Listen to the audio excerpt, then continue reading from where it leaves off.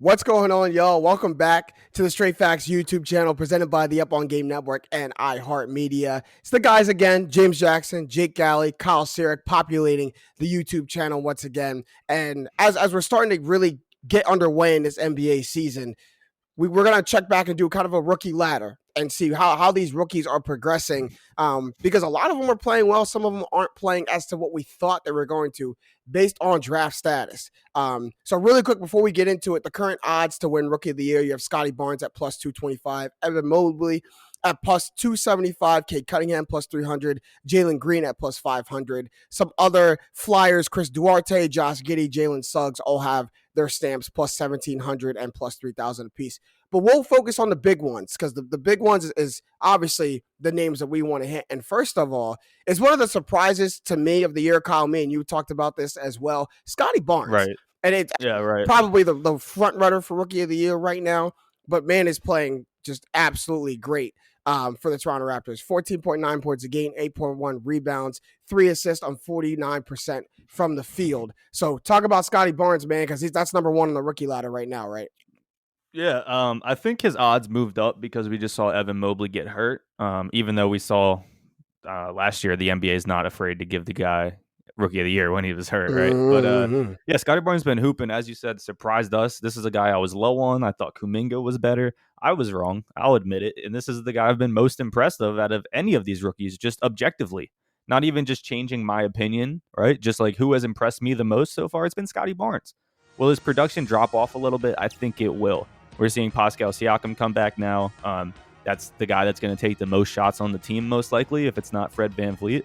So, I mean, I think Scottie Barnes has a path to win Rookie of the Year. I don't think he will win it, but I think he's setting himself up for an amazing NBA career because he can do everything on the court, and he didn't come in shy, right? Even shooting the ball. He didn't shoot much at Florida State. He's shooting the ball in the NBA, which is completely surprising me. So I love what I see out of Scottie Barnes. Yeah, that mid-range game is taking me by surprise. And all you got to do is go back to what Kevin Durant said is the most impressive part about his game. It's his basketball IQ. He's like, First of all, his stature is stupid. His wingspan pretty much is like the same level as his height. And like Kevin Durant's just talking about like how smart he is, his movements, he knows where to be on the floor and how to impact the game.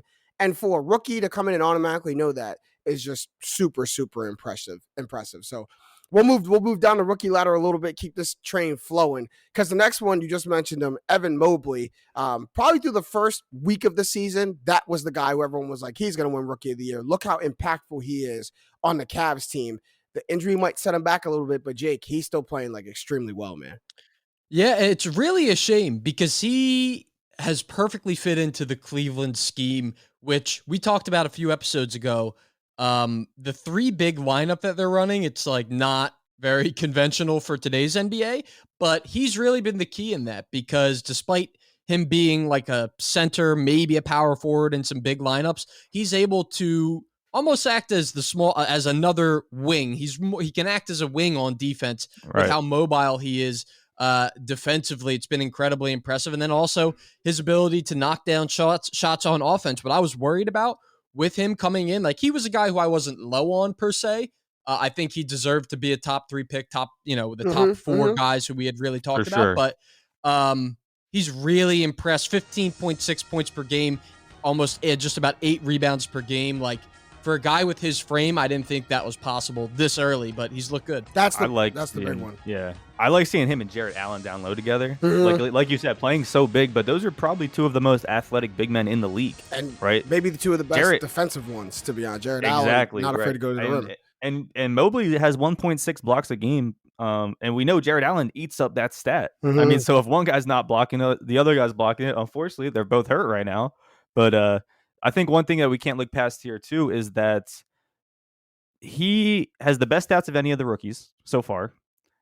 And he is on the team with the best record, right? So that tells me like they're playing winning basketball. I know it doesn't matter for the Rookie of the Year award, especially, right? Maybe it did a little last year. The Hornets were slightly better than the Timberwolves. It helps you though, right? Like it's got to help if your team is doing better. It's got, I guess, in theory, but not really, right? Because all these guys are like none of them are the best player on their team. If you are, then you're clearly going to be the favorite anyways, right? And by logic, if you're a rookie and your team's doing better, it's probably not because of the rookie. So they're less and less impactful on a better team. You got more chance to shine on a bad team being a rookie. But you can't, I mean, for everything Scottie Barnes is doing everything filling the stat sheet we talked about, Evan Mobley is doing the same thing at the big position. Mm-hmm. Both just super valuable, can really do it all. And if he can put on a little muscle, I still think Evan Mobley needs to put on a little bit of muscle. Yeah.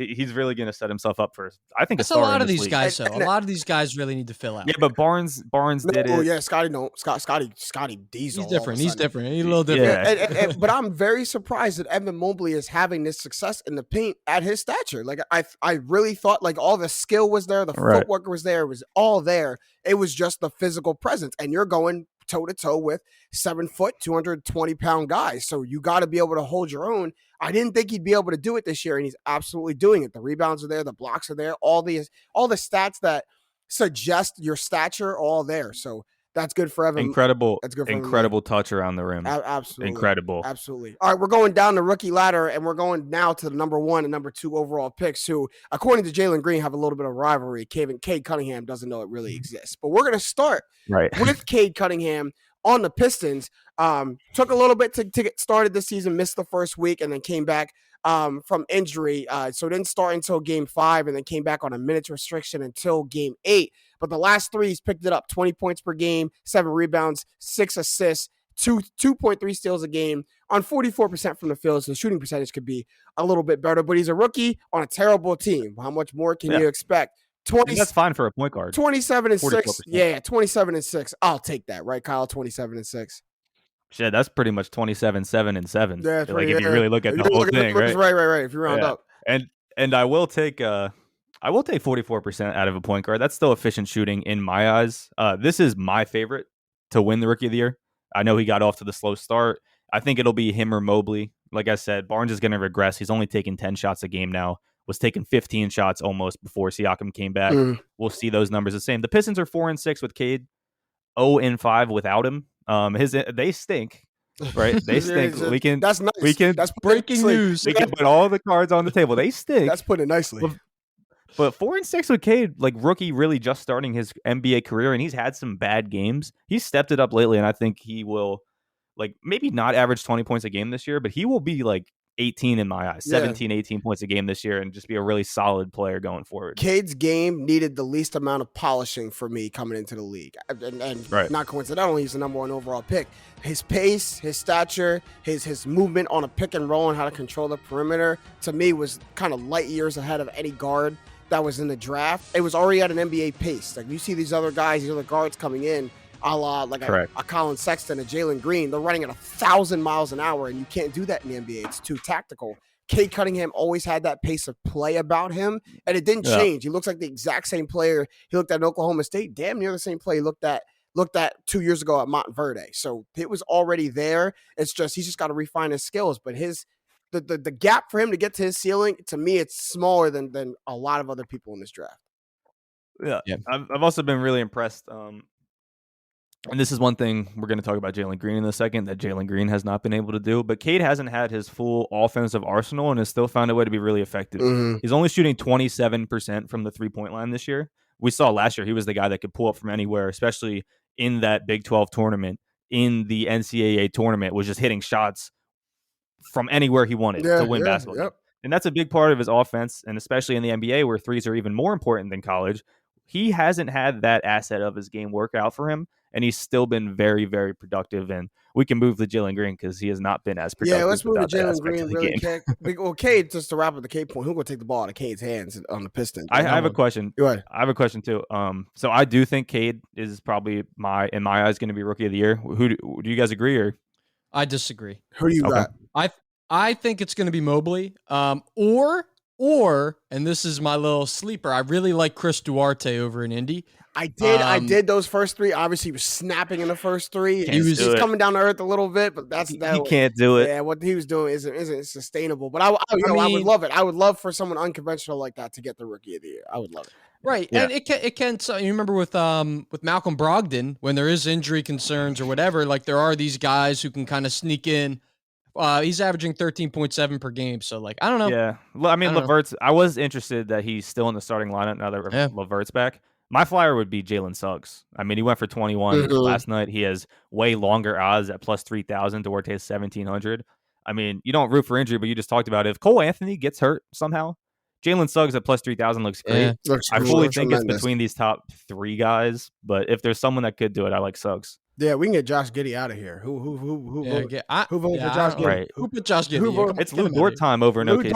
voted for Josh Giddey? Someone, what did Shea call him? Shea called him the value brand Harry Styles or something like that. Like that's how they feel about Josh Giddey over there. That's Something crazy. like that. Let's go to Jalen Green. We can go really quick. A guy who makes a lot of noise both on the court, off the court, at Cade Cunningham, not at Cade Cunningham. Jalen Green, for some reason, got the biggest chip on his shoulder, and he's number 2 overall draft pick. But for in that same vein, has looked good, has looked bad. He's shooting horribly from the field and from 3-point, 37 from the field and 28 from 3. On the worst team in the league, but his stats in a vacuum: 14.4 points a game, 3.3 rebounds, 2.6 assists. It's not terrible.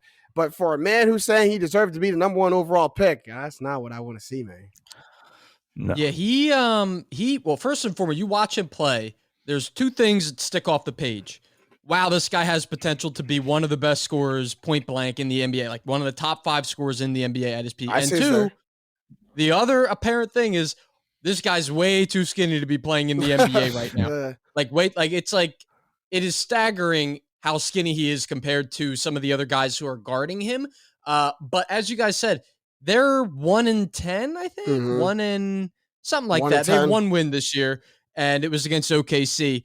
He can only really have a good game, a productive game, when he scores over 20. Anything else than that is inefficiency, kills you. But he has, like you guys said, he flashes that superstar ability in his 3rd game. He had 30 against Boston. Yeah. So I think he'll be okay, but that franchise, you could shoot him into the sun. I'm not, and get it to Houston Rockets to see what you did there. Shoot him into the sky. But I don't see impact when I see Jalen Green play. I see a guy who's out to get his. I'm on a bad team. I want to get my game better. I want to prove to everyone that I should have been the number 1 overall pick over Cade Cunningham. So I'm going to do a drive baseline dunk kind of next to Cade and turn around and scream at him when Cade's not worried about me and we're losing. So I don't like that. I see a lot of things in Jalen Green's game that he's not worried about. How do I get to that next status of NBA? How do I polish my game so my NBA game takes that next leap? He's worrying about all the wrong external factors, and the passion that I see that he has, the fire that I see that he has, I think it's channeled to the wrong stuff. I think if he channels that to the right stuff, Jake, you're spot on. The archetype of being one of the best scorers is there. He's channeling all that energy to the wrong places for me. It's a bad situation too. They are you watch that offense. First off, they let John Wall just sit out. I won't even talk about that. Collect checks from the couch, man. Just collect checks. That doesn't make any sense. Yeah. And then you also, it's just you watch them. It's my turn, your turn. All right, here you go, KPJ. Your turn to dribble around and shoot. All right, my turn. That is never going to win in the NBA. And I just hope it doesn't infect him and who he is as a player as he begins. Well, I mean, him and KPJ the same player. One's right-handed, one's left-handed. Yeah. What it's allowing them to do, though, because I was big on Suggs over Green going into the draft. I remember we talked about that. Green looks better than I thought he was, even though, we talked about he's not playing great. But he looks better just when he's playing well than I thought his best was. Mm-hmm. But in the position he's in, I understand they're not playing good basketball, but he is free to do whatever he wants. And maybe that isn't great for development, but it is great for getting your shots up and getting NBA experience. It is. He's the only rookie that shot over 200 field goal attempts this year. Scottie Barnes is the only one that's even at 190. No one else is even really that close. And it's let any of these other guys be in that position. I promise you they're averaging more than 14 points a game. Because Mobley, Barnes, and Cade are already doing it on less I agree. shots. And you know why, Kai? I completely agree, because those guys will still find a way to play within some kind of offense, some kind of system. It's a lawless land over there. It's literally it's just get your system. And you just get it. There hasn't been in Houston for a long time, right? There's been no offensive system. But for a rookie, if you put them on a road with no reins, no bumpers, no boundaries, and just run around and do whatever you can, get whatever you can. What do you think a 19-year-old, 20-year-old kid's gonna do? I'm gonna run around and get whatever I can, do whatever I can. There's no focus on a polish. There's no focus on what's my next step. It's how do I get 25 tonight? I'm gonna do that in any way that I can. to be fair to Ed, we can end on this. One last guy. They also have Christian Wood. My turn. So there's some other mouths in the Houston team. Absolutely. They're 1-14. That's ridiculous. They might have the worst record of all time this season. Start dreaming about the lottery. Dream about the lottery, Houston fans. A famous guy once said, "Shoot this franchise into the sun." We will end that. We will end it on that note.